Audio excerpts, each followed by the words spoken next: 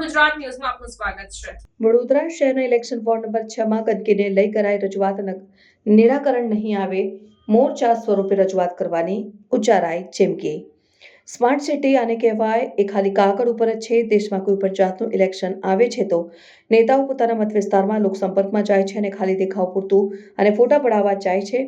વડોદરા શહેર election ward number 6 માં સમાવેશ યાકુતપુરા પટેલ ફળિયાના નાકે 3 દિવસથી જાહેર રોડ ઉપર ડ્રેનેજ લાઇન 2 દિવસથી ઉભરાય છે। તે જાહેર રોડ ઉપર દેખાય છે એ રોડ ઉપરથી લોકો મસ્જિદમાં નમાજ પડવા જાય છે। પાણી ઉપરથી નમાજ પડવાના જઈ શકાય, લોકોની ધાર્મિક લાગણી દુભાય છે। આ ગંદકીવાળા પાણી ઉપરથી મસ્જિદમાં ન જવાય। ત્યાંના રહીશો કહે છે કે મેં 3 દિવસથી વડોદરા મહાનગર સેવા સદનની ઓફિસમાં રજૂઆત કરી, હજુ સુધી કોઈ આવ્યો નથી। આવનારા દિવસોમાં નિરાકરણ નહીં આવે તો મોરચા સ્વરૂપે વડોદરા મહાનગર સેવા સદન રજૂઆત કરવા આવીશું।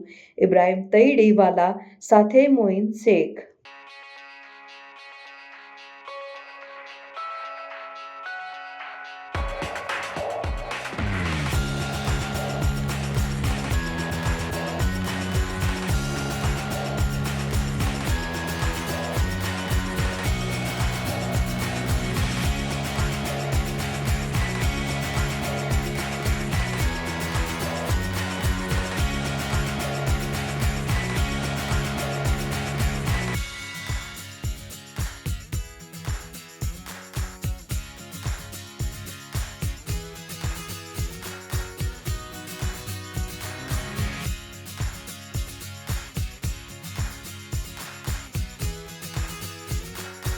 સમાચારોની અવનવી અપડેટ્સ માટે જોતા રહો સેક્યુલર ગુજરાત ન્યૂઝ।